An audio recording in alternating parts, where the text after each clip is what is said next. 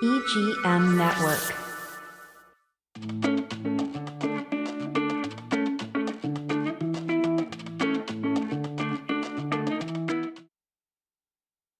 Hola, hola. Bienvenidos. Welcome to Wherever We Loot Navarro. Today, I'm thrilled to be here and talk about something very important, tax preparation for first-time home buyers, and also, maximizing your tax real benefits in real estate. I'm your host, Luna Navarro, a realtor with Remax Crown Realty. Hablo español, I speak Spanish, and you can connect with me in social media for updates and more content. I always try to post new content about real estate or about the community. So you can find me as Luna Navarro, the realtor. I would love to hear from you, to get your comment, questions, and do not forget to subscribe to my channel. We have a special guest today, Jenniffer Herdocia with R&F Tax Services.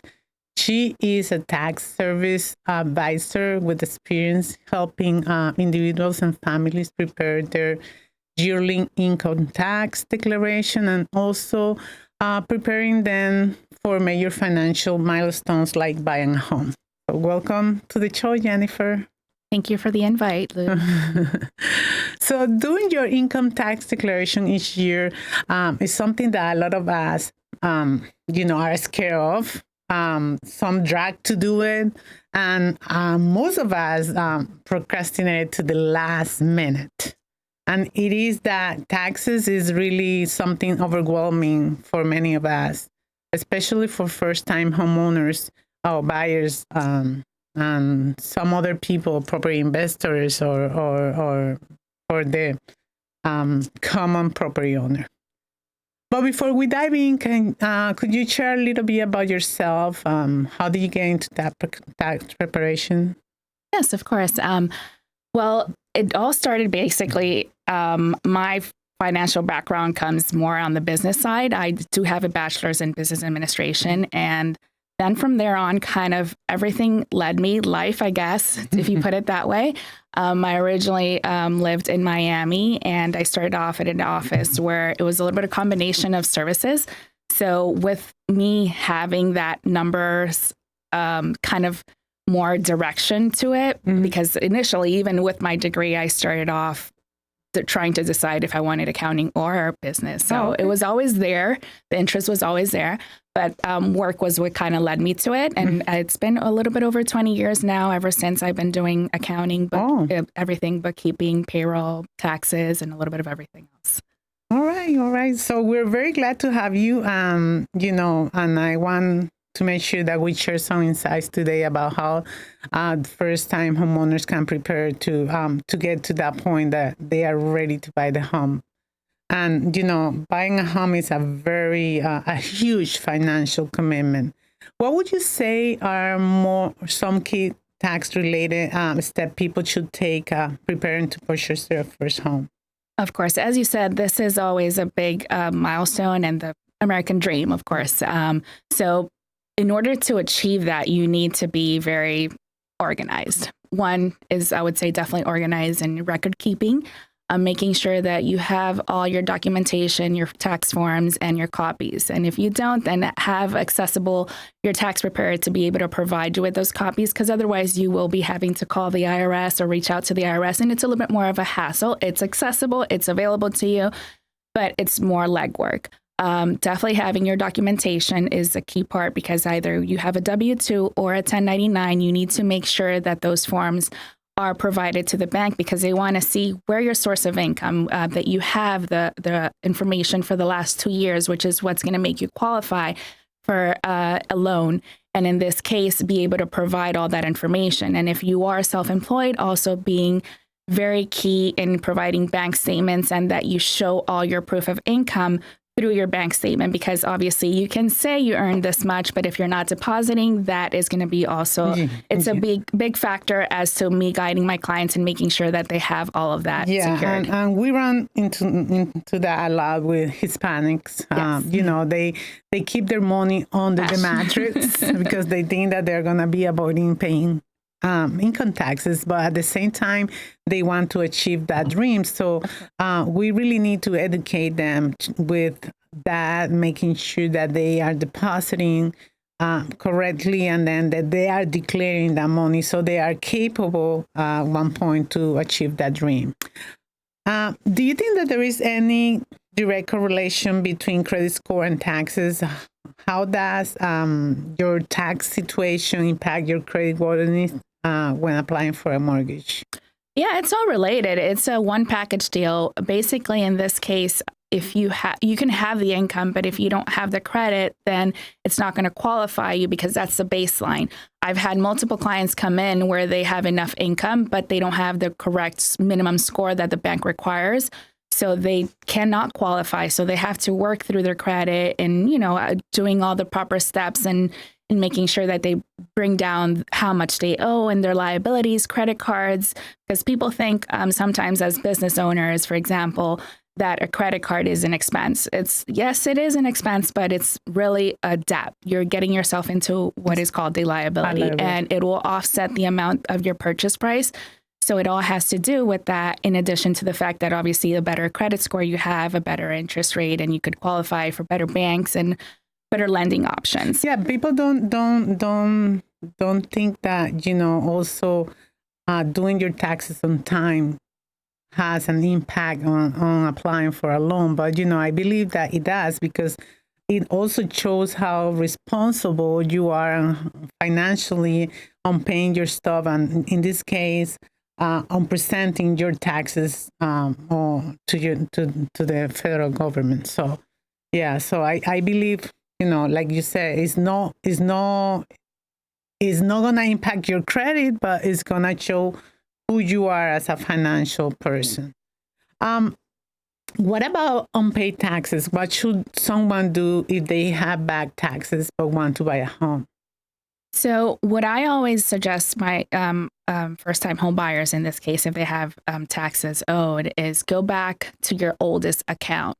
And if it's the smallest one, go ahead and start paying all those down. The reason why you want to go to the oldest account is because you're going to have more interest and more penalties assessing over those.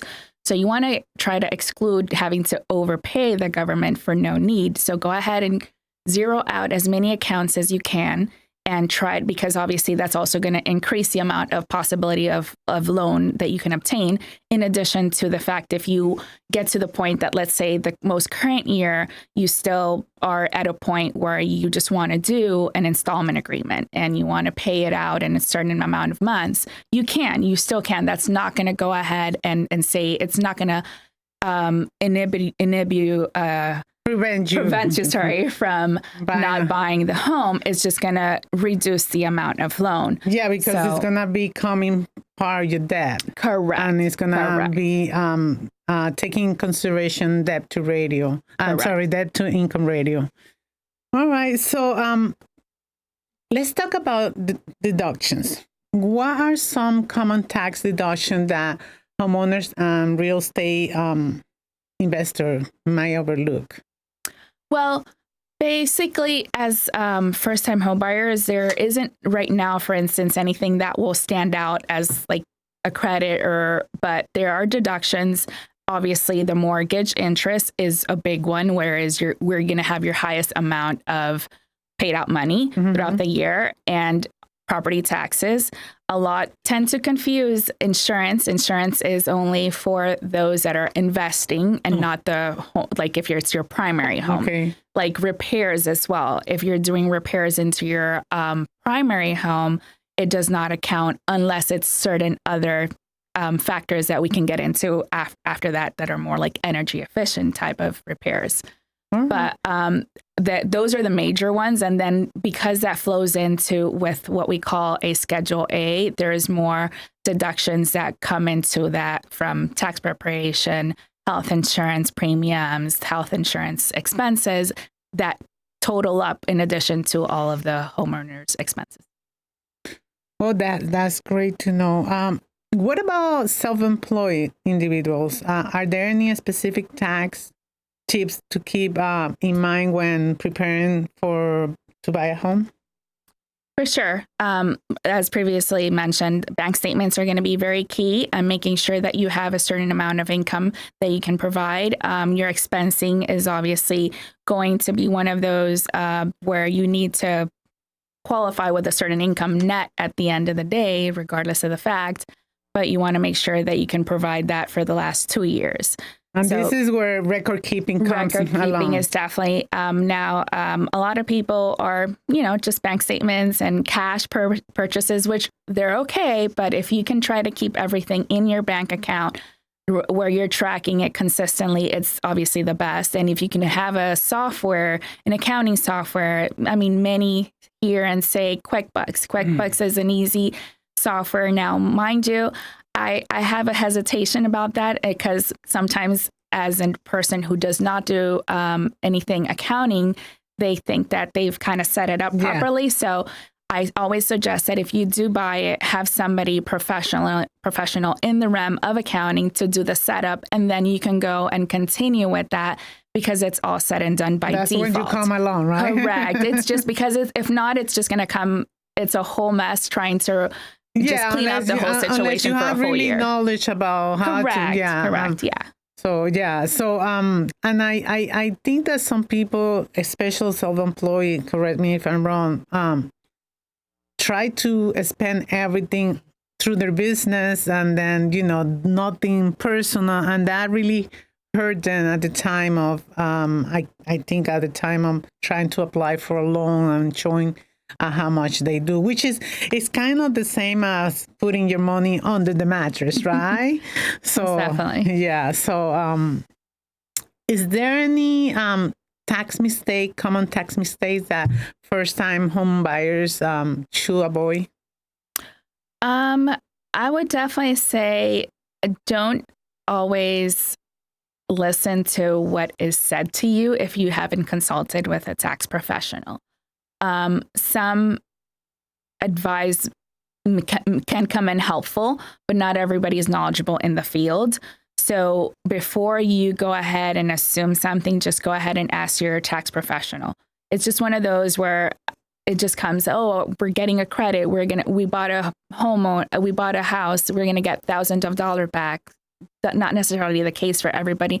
There are certain circumstances and qualifications that require you to get back certain things in general for tax purposes, even just not necessarily excluding it just for home ownership. All right, let's take a quick break and we'll be right back with Jenniffer.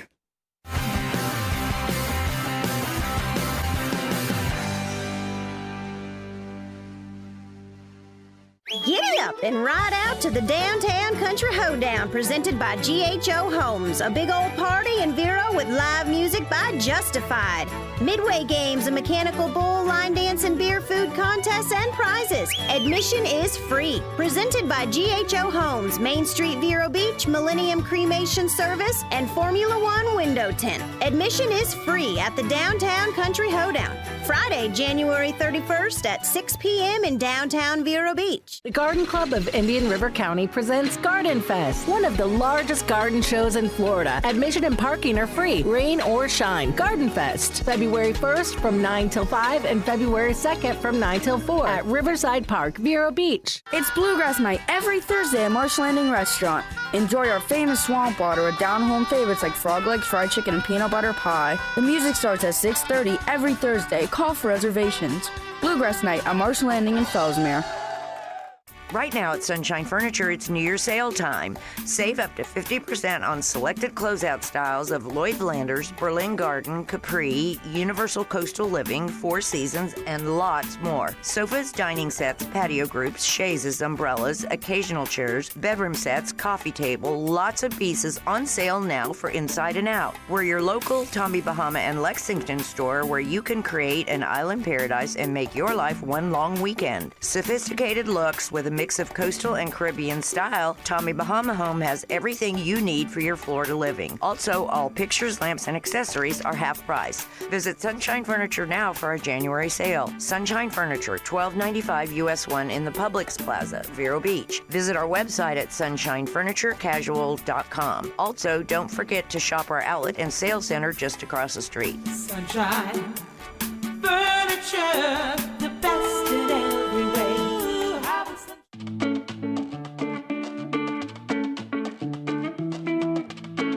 Welcome back. We're here with Jenniffer from RF&F Tax Services. We're talking about taxes. Taxes made simple. I understand that the clientele that you serve the most are Hispanics. And, I'm Hispanic too, and you too. So anybody that needs somebody that speaks Spanish and trying to do their income taxes, please reach out to Jenniffer. And there is a lot of people here that do work. However, they do not work for a company or they do not have a corporation. What will be the advice from you to them preparing for taxes? Because some of them don't even do the taxes. So, and it hurts them. It hurts them more than how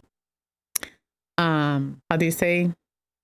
More than it benefit them, right? So what do you think it will be an advice for them? So if they're just starting the business, I kind of try to always tell my clients, let's not run before we can walk or even crawl. Mm-hmm. The key part is, according to your business growth, just grow that same way. I hear sometimes clients come in and say, do I need payroll? And I'm like, hold on. It's step by step. So first, my advice is always just saying, let's get you integrated into something where you're going to have your separate bank account from your personal. First things first. Ideally, in a perfect world, you want to start at a minimum with a DBA, which is just kind of formalizing a name to your business and not necessarily making it an LLC. Okay. But obviously, that can be the next step, or in addition to like the DBA. So that way, they really don't understand that having the combined income with personal and business is a really big no-no. Mm-hmm. For the sake of anything, for record track keeping, in general, for tax purposes, when you go and you show your tax preparer, that's a walking nightmare. In addition to the fact, if you want to buy a home, then that's also not going to work out. The first thing they're going to tell you is go incorporate yourself either with a DBA or mainly so more an LLC. And then they will have to wait like another 2 years in order to show that. Because that's going to delay them. They cannot show any proof of that without being somehow incorporated in the more simple way or in the more complex way. But starting off with that and making a clear definition in between the expenses of your personal expenses versus your business. You want to make sure that there are some certain allowed expenses, obviously, that are basically combined with a little bit of a personal, like, just something saying simple as your cell phone. Everybody has to use their phone in order for it to be a business operational expense. You want to make sure that those specific expenses, such as business related, come out of your business account and not your personal.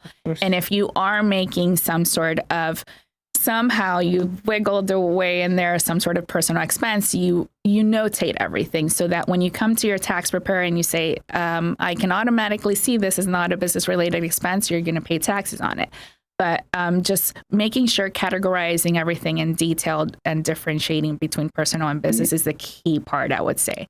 Yeah, because they don't understand that they are not supposed to mingle those expenses. Correct. You write yourself a check. They believe that I have the money. Yeah, but they have to make a difference between personal and business. All right. So also it's very important, and I'm just going to tackle on this because I come to people come to me better yet and asking me, so do I need to do the 2 years? Can I just have 1 year and try to explain to them that, it's definitely 2 years. Can you explain what is the rationale behind that? why 2 years? Of course. The bank wants to see that you have a secure income, that you are able to afford a mortgage and loan to pay out. So in order for them to realize that you have a stability, basically it's showing and proving that you have stability and that you have been working in the same field too, because it's not just the same having income consistently for 2 years. You also have to show that it's part of the same field, line of work in general, because if not, then it's showing that you're changing consistently from one field to another. So the bank wants to secure, not go through situations in previous years where the economy was, it went in a downfall because there wasn't enough proof of income and the fact that you can go ahead and have the financial ability to pay back the loan, because there was a lot of just loans being pulled out as, regular income, it was just not there the following year. It was showing ginormous numbers this year, and then the next year it was. And so they want to secure basically affordability. Stability. They want to make sure it's stability. There is one point we were talking right before the podcast, and it is about, are there any tax benefit for eco-friendly upgrades and going green? A lot of people have these solar panels, these impact windows. Well, the impact windows is more common, but solar panels or anything that now is green related, and they believe that they're going to get a tax credit. Is that a yes? Is that a no? How that works? Can you just... Yeah, for sure. The credit is there. It is a 30% credit, but there are little tricks to that. The IRS has established that, you can buy a new AC unit that is more energy efficient. You can do a water pump exchange. You can buy solar panels and many other items. But for example, solar panels are the key part to me where I always kind of stick with my clients, because not everybody really qualifies for the 30% credit that the salesperson is telling them that they're going to get. And the part where it really just kind of is a big downfall is because it's factored into when they're purchasing it that they're getting that 30% all up front. And that's not necessarily the case. For the clients that I have had, I'd like to say nobody has qualified for the 30% upfront first, because it has to be that you would have to owe that amount of tax liability in order for you to have it all up front. So clients have had a window of anywhere from 4 to 6 year average payout that they get the full credit. And just so you know, for self-employed, because you are self-employed and those taxes have to be paid out and you didn't have an original tax liability, you don't get that credit. So before doing that big purchase and big commitment, I would definitely advise you consulting, because same here, as of all the clients that I've had, only one has been told the full information. Yeah, so you have to really read the fine print, right? Well, thank you so much. That's excellent advice. Thank you for joining us today. How can they reach out to you if they want to, talk about, doing their taxes with you? Can you share? Yes, of course. Thank you for having me, Lou. And yes, you can reach out to my phone number. It's 772-617-0213. And my email is rapidotaxservices@gmail.com. Well, thank you so much. In conclusion, declaring your income taxes is a cornerstone of the home buying process. It facilitates transparency, builds trust, and, it lays the foundation for you to obtaining that financial loan in order to get to that house. Well, until next time, get your taxes done. This is Lou Navarro with Remax Crown Realty. As I always say, work on your goals every day so they become a reality. Don't forget to follow me on my social media. Please subscribe, leave me a review, and share this episode with any of your friends. Send me your questions, or if there is any specific topic you want me to cover in the next episode. Until then, take care. Y recuerda, yo hablo tu idioma. Chao, chao.